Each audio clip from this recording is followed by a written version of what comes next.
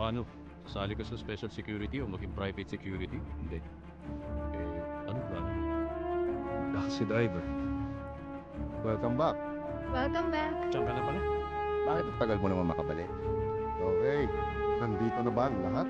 Oo, magsimula na ulit tayo. Hello, kumusta?